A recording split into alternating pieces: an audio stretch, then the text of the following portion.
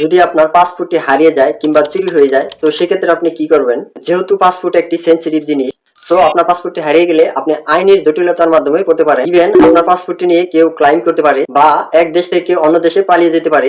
So আপনার একটি passport হারিয়ে গেলে আপনি নতুন করে কিভাবে পাসপোর্টটি ফিরে পেতে পারেন, অথবা আপনি যদি বিদেশে থাকেন কিভাবে একটি ডাবল পারমিট পাবেন এবং পরবর্তীতে একটি পাসপোর্ট পাবেন, তো এই সকল বিষয় নিয়ে এটা যেটা আলোচনা করব আজকের এই ভিডিওতে। তো মূল ভিডিওতে যাওয়ার আগে ছোট্ট একটা রিকোয়েস্ট থাকবে, আমাদের ভিডিওতে একটা লাইক দিয়ে এবং চ্যানেলটিকে সাবস্ক্রাইব করে আমাদের সম্পূর্ণ ভিডিওটি কন্টিনিউ করার জন্য। তো চলুন এখন আমরা সেই মূল ভিডিওতে চলে যাই। তো আপনি যদি দেশের মধ্য থেকে পাসপোর্টটি হারিয়ে ফেলেন, তো এই ক্ষেত্রে আপনাকে নিকটস্থ থানায় যেতে হবে। অর্থাৎ আপনি যে থানায় পাসপোর্টটি হারিয়ে ফেলেছেন সেই থানায় গিয়ে আপনাকে কিন্তু একটি জিটি করতে হবে। তো এই জিটিতে কিন্তু আপনাকে বেশ কিছু ইনফরমেশন দিতে হবে। তো তার মধ্যে হচ্ছে পাসপোর্টের একটি ফটোকপি দিতে হবে। সো আপনার কাছে যদি পাসপোর্টের ফটোকপি না থাকে, তো আপনার মোবাইলে যদি পাসপোর্টের ছবি তোলা থেকে থাকে, তাহলে আপনার সেই ছবিটা দিতে হবে।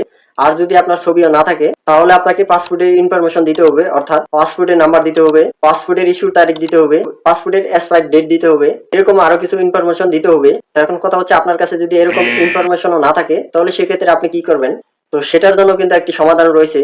তো এই ক্ষেত্রে আপনি যে জায়গায় পাসপোর্ট করেছিলেন সেখান থেকে কিন্তু আপনি পাসপোর্টের ফিঙ্গার দিয়েছিলেন এবং পাসপোর্ট সংগ্রহ করেছিলেন, পাসপোর্টের জন্য আপনার ছবি দিয়েছিলেন। তো সেখানে কিন্তু আপনার পাসপোর্ট অফিসে যেতে হবে। পাসপোর্ট অফিসে যাওয়ার আগে আপনাকে কিন্তু অবশ্যই এনআইডি কার্ডের ফটোকপি নিয়ে যেতে হবে এবং এনআইডি কার্ড দিয়ে তাদেরকে বলবেন তাদেরকে যে আমার পাসপোর্টটি হারিয়ে গিয়েছে, এখন আমি জিটি করতে পারছি না। তো এই ক্ষেত্রে তারা যে কাজটি করবে, পাসপোর্ট অফিস তারা কিন্তু পাসপোর্টের ইনফরমেশন তারা আপনাকে দিবে। তো আপনি যখন পাসপোর্টের জন্য আবেদন করেছিলেন তখন কিন্তু একটি ডেলিভারি রিসিপ্ট দিয়েছে। তো এই ডেলিভারি রিসিপ্ট দিয়ে কিন্তু আপনি পাসপোর্টটা এনেছেন তাদের কাছ থেকে। এই ডেলিভারি রিসিপ্টটা কিন্তু তাদের কাছে রয়েছে। তো এই ডেলিভারি রিসিপ্টের ফটোকপিও কিন্তু তারা একটি আপনাকে দিতে পারে। তো এই ডেলিভারি রিসিপ্ট তারা না দিলে আপনাকে কিন্তু পাসপোর্টের যে ইনফরমেশন গুলো রয়েছে, তো এই ইনফরমেশন দিয়েও কিন্তু আপনি সেই আপনার নিকটস্থ থানায় গিয়ে আপনি জিটি করতে পারেন। তো জিটি করার পর আপনাকে কিন্তু অনলাইনে একটি রিইস্যুর আবেদন করতে হবে। তো রিইস্যুর জন্য যখন আপনি আবেদন করবেন তখন কিন্তু আপনি সম্পূর্ণ আবারও একটি পুনরায় নতুন পাসপোর্ট পেয়ে যাবেন। তো এখন কথা হচ্ছে যে রিইস্যুর আবেদনটা আপনারা কিভাবে করবেন। তো এটি আপনারা যে কোনো কম্পিউটার দোকানে গিয়ে করতে পারেন, অথবা আপনি আপনার হাতে থাকা ফোন দিয়েও করতে পারেন। তো এই আবেদনটি কিভাবে করবেন, তো সেই বিষয় নিয়ে অসংখ্য ইউটিউবে ভিডিও দেওয়া রয়েছে।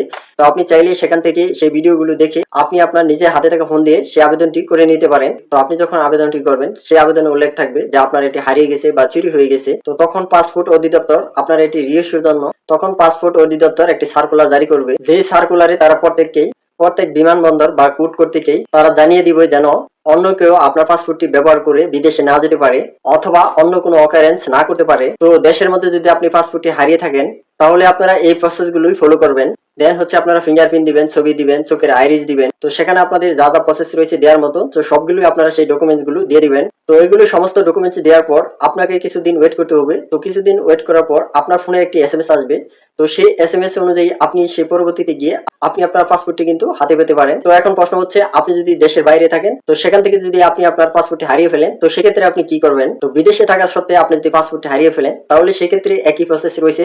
তো আপনাকে কিন্তু অবশ্যই আপনার নিকটস্থ থানায় গিয়ে আপনার একটি জিটি করতে হবে। তো জিটিতে কিন্তু আপনার সেই পুনরায় আবারও পাসপোর্টের ফটোকপি দিতে হবে, পাসপোর্টের ইনফরমেশন দিতে হবে। তো এগুলো দেওয়ার পর আপনাকে কিন্তু খুঁজতে হবে বাংলাদেশের দূতাবাস কোথায় রয়েছে। তো তারপর কিন্তু আপনার সেই বাংলাদেশের দূতাবাসে গিয়ে উপস্থিত হয়ে বিস্তারিত বিষয়টা আপনি তাদেরকে জানাবেন। তো আপনি যখন বিস্তারিত কথা বলবেন, যেমন পাসপোর্টে হারিয়ে গেছে বা কত তারিখে হারিয়ে গেছে, তো এগুলো ডকুমেন্ট দেওয়ার পর তো তারা কিন্তু আপনার পাসপোর্টের জন্য একটি রিইস্যুর জন্য আবেদন করবে। তো এক্ষেত্রে আপনার আরো কিছু ডকুমেন্টস লাগতে পারে, যেমন থানার জিটি কপি, তো আপনার সেই সদ্য তোলা 2-3 কপি ছবি, আপনার হারিয়ে যাওয়া পাসপোর্টের ফটোকপি, এবং আপনার যে ভিসার কপিটি রয়েছে তো সেই ভিসার ফটোকপি। তো আপনি যে দেশে থাকছেন তো সেই দেশের কিছু কাগজপাতি আপনাকে ডকুমেন্টস অ্যাড করতে হবে। তো এই সকল ডকুমেন্ট দেওয়ার পর আপনাকে কিন্তু একটি ট্রাভেল পারমিট দেওয়া হবে।